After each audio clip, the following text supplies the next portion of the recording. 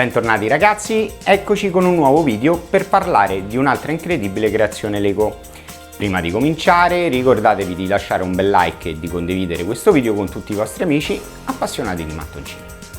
Detto questo, partiamo subito a bomba.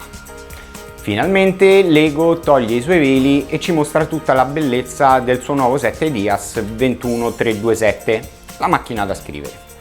Il progetto è nato dall'idea dell'AFOL Steve Guinness, vincitore della terza sessione di review del 2019, e siamo ormai al set numero 35 della serie. La macchina da scrivere, dal costo di 199,99 €, è disponibile già per i membri Lego VIP dal 16 giugno, mentre per tutti gli altri sarà in vendita dal 1 di luglio.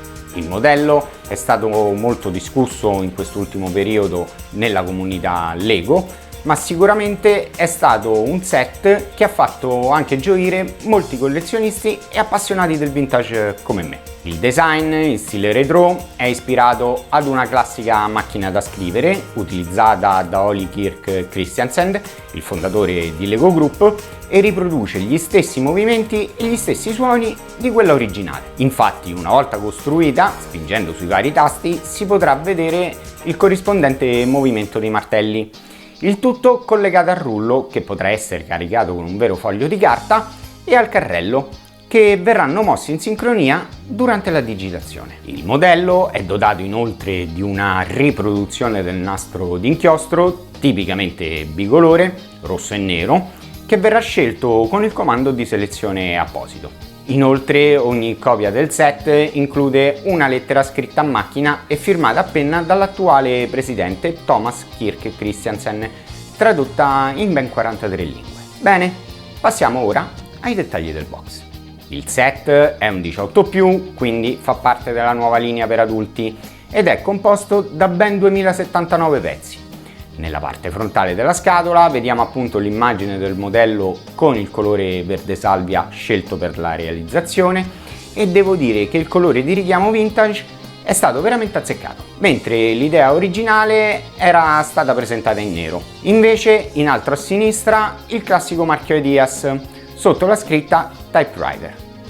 Nel retro della confezione abbiamo l'immagine della stessa da un'altra angolazione, comprensiva di lettera di Christiansen, un'altra immagine a sinistra che mostra il set in azione e naturalmente un'immagine dall'alto con le misure della stessa, che sono 11 cm di altezza, 27 di larghezza e 26 di profondità. All'interno troviamo 18 buste numerate dalla 1 alla 11, più un'ulteriore busta contenente parti più grandi.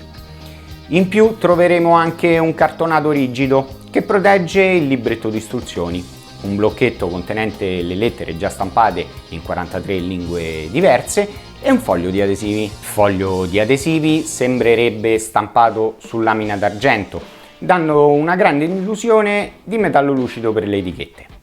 Voglio svelarvi anche qui una piccola curiosità, anche perché immagino che vi starete chiedendo il significato del numero ID sull'etichetta più grande. Infatti, analizzando meglio il tutto, noteremo che la SG sta per Steve Guinness, appunto il creatore del set.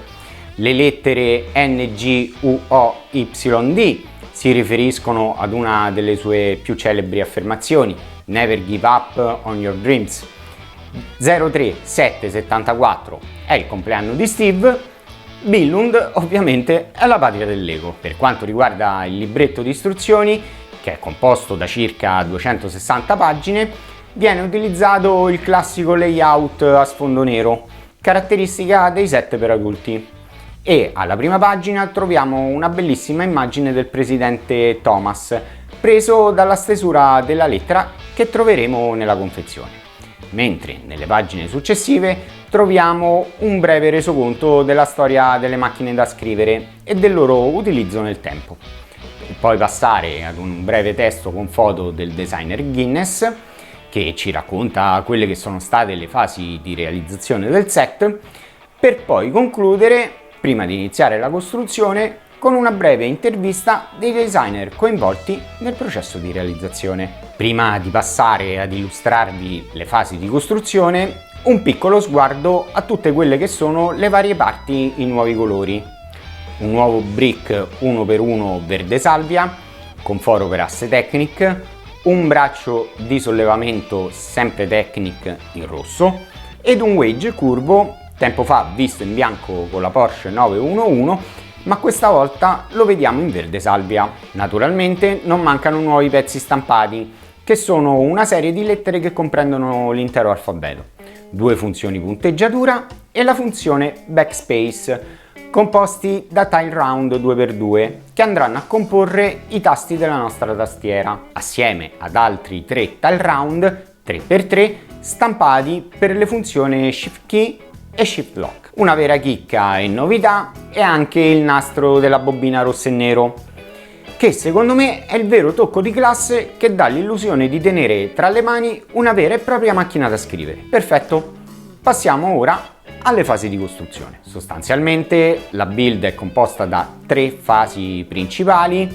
La prima è l'assemblaggio della tastiera, ad occhio e croce la parte più ardua da costruire, in quanto completamente piena zeppa di pezzi Technic. Si comincia con la realizzazione dei 32 braccetti che andranno a sorreggere i nostri tasti, suddivisi in 3 gruppi da 9 di diverso design e lunghezza, più altri 5 braccetti aggiuntivi diversi, ognuno dei quali include un ammortizzatore in gomma per aiutare ad attutire il movimento dei tasti. Si procede in seguito con la costruzione del telaio, della tastiera su cui andranno inseriti i nostri braccetti, operazione un po' parsimoniosa secondo me, in quanto si potrebbe sbagliare facilmente, ma in verità vi confesso che il sistema di assemblaggio mi intriga moltissimo. Successivamente, assicurandosi di aver inserito in maniera corretta tutti e 32 i braccetti, si passa all'innesto delle nostre lettere tramite appositi perni Technics alle estremità, per poi concludere il tutto con la costruzione della barra spaziatrice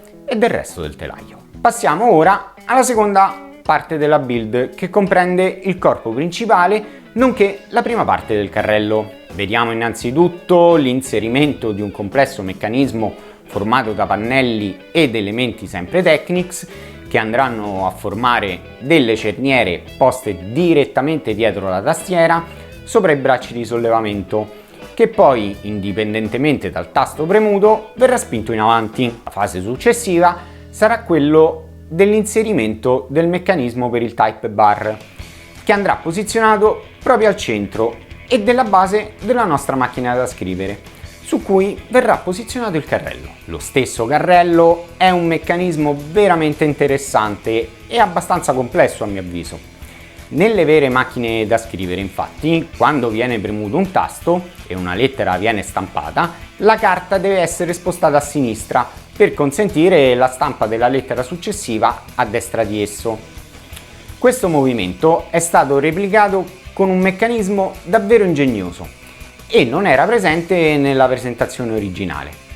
Quando il carrello infine raggiunge l'estensione della sua corsa, deve essere spinto manualmente dall'altra estremità, come avviene in una vera macchina da scrivere. Il tutto completa la seconda fase con la costruzione dell'ultima parte del telaio e della parte superiore della scocca, dove possiamo notare un simpatico selettore per il colore dell'inchiostro da utilizzare durante la scrittura, naturalmente non funzionante. La terza ed ultima parte, che andrà a completare la nostra build, si concentra tutta sulla base che andrà a contenere il nostro rullo ed il rullo stesso, su cui andrà posizionata la barra che andrà a sostenere il foglio e dove la nostra macchina dovrà scrivere. Si passa poi al resto della realizzazione della parte restante della type bar, aggiungendo altri 12 martelletti fittizi. Di base hanno tutti lo stesso design e si collegano ad un tubo flessibile posto sotto la guida. Anche qui una piccola difficoltà per trovare il giusto distanziamento tra i vari martelletti, quindi perfezionisti, questa è una bellissima sfida per tutti voi. Prossimo passo sono le bobine del nastro di inchiostro, formate da diversi elementi e slope curved, in modo da dare quella sensazione reale cilindrica tipica delle bobine. Una volta assemblate le bobine, è ora di concludere con la costruzione della barra di ritorno a capo, utilizzata per spingerlo indietro a destra una volta che una riga è stata completata. Su una macchina reale ciò farebbe ruotare leggermente anche il cilindro e quindi la carta per consentire la digitazione sulla riga successiva, ma qui non succede. Ok ragazzi, siamo ormai giunti alle conclusioni. Voglio innanzitutto dire che il modello finito è veramente fantastico e dettagliato, ha tutte le caratteristiche di una vera macchina da scrivere, per non parlare del colore utilizzato che sicuramente dona una caratteristica retro veramente eccezionale. È vero, ci sono alcune piccole sfumature che sicuramente non possono essere tralasciate, quali la possibilità di inserire nel carrello solo foglie a 5, dei 13 martelletti soltanto il centrale ha una funzione mobile. Per quanto riguarda poi i tasti delle lettere, essendo montati su perni Technics, sono un po' soggetti a rotazione durante la scrittura. Vi dico la verità, sono dettagli talmente insignificanti, se li metto a paragone a tutto il lavoro che c'è dietro questo progetto, che ribadisco, per la sua complessità ed ingegnosità, vi consiglio assolutamente di acquistare. Bene ragazzi, amici miei, anche questo video è terminato, fatemi sapere le vostre opinioni su questo set. Nel frattempo io vi ringrazio, vi saluto e ricordatevi come sempre, solo il meglio è abbastanza.